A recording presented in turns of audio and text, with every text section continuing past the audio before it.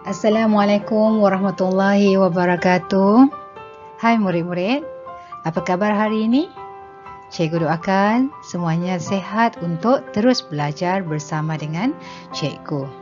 Baiklah, untuk hari ini kita akan teruskan belajar Bahasa Melayu tahun 4 bersama dengan cikgu.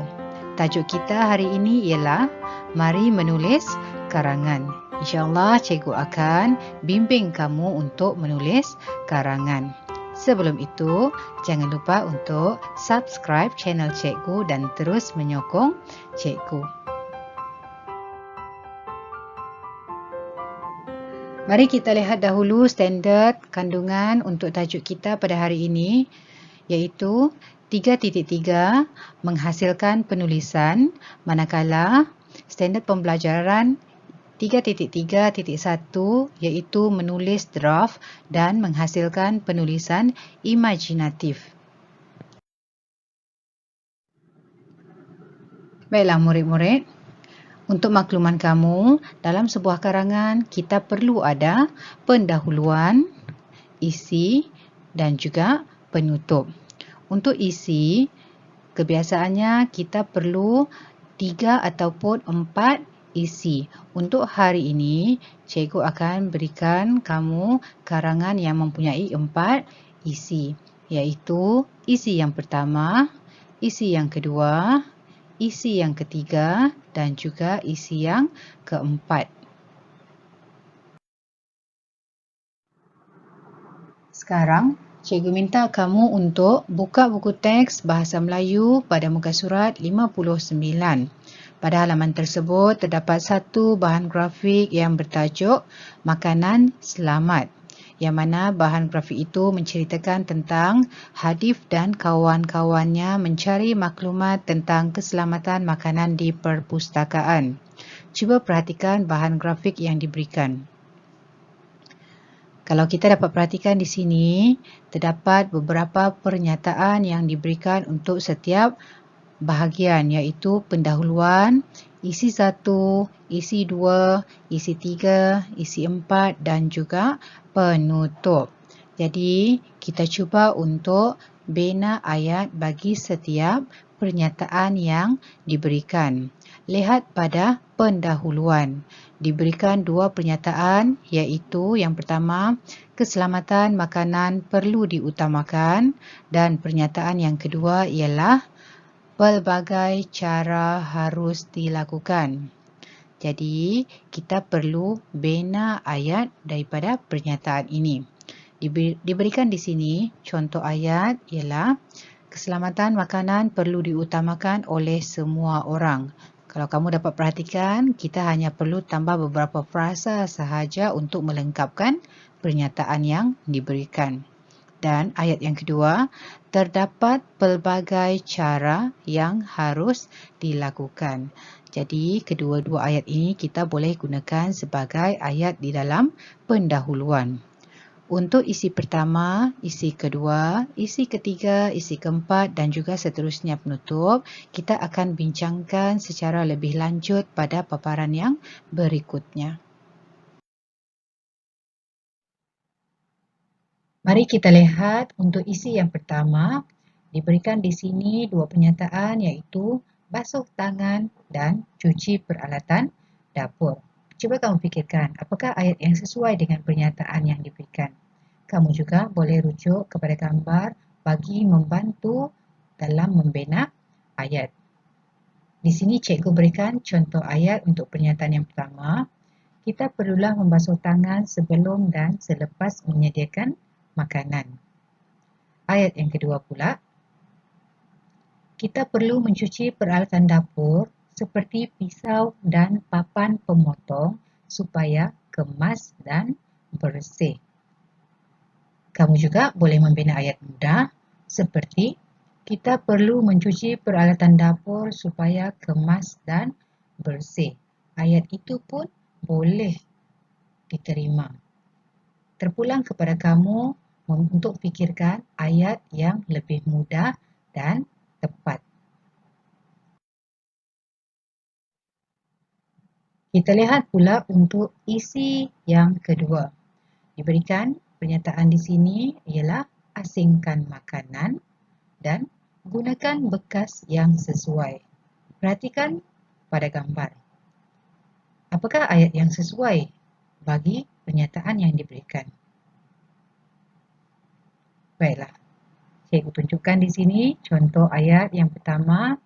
Makanan mentah seperti ayam, daging dan makanan laut perlu diasingkan daripada makanan yang belum dimasak.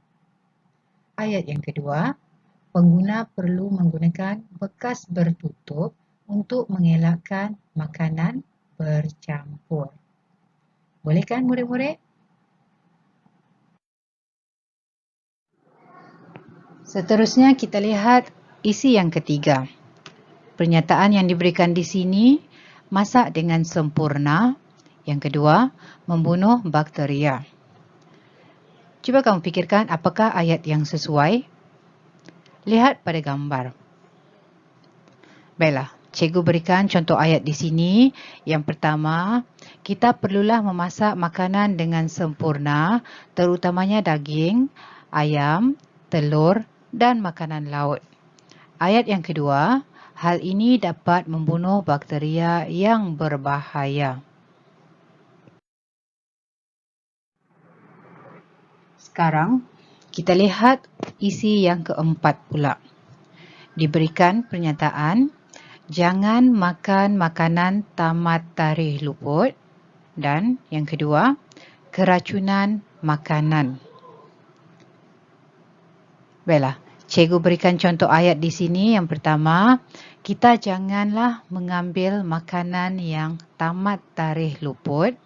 Yang kedua, hal ini akan mengakibatkan berlakunya keracunan makanan. Untuk penutup, diberikan pernyataan, patuhi keselamatan makanan. Yang kedua, menjadi amalan dalam kehidupan. Baiklah, cikgu berikan contoh ayat di sini. Yang pertama ialah, kita haruslah mematuhi keselamatan makanan supaya keluarga kita dapat menjalani kehidupan yang sejahtera. Ayat yang kedua, keselamatan makanan haruslah dijadikan amalan dalam kehidupan seharian. Baiklah murid-murid, kita telah selesai membina ayat bagi setiap pernyataan yang diberikan. Apakah langkah yang seterusnya? Kita lihat paparan yang berikutnya.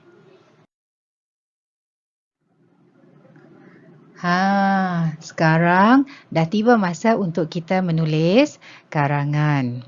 Untuk perenggan yang pertama, kita boleh tulis pendahuluan. Perenggan yang kedua, isi pertama. Perenggan yang ketiga, isi kedua. Perenggan yang keempat, isi yang ketiga. Perenggan yang kelima, isi yang keempat. Dan yang terakhir sekali, perenggan yang keenam adalah untuk penutup. Kita lihat pendahuluan. Keselamatan makanan perlu diutamakan oleh semua orang. Terdapat pelbagai cara yang harus dilakukan.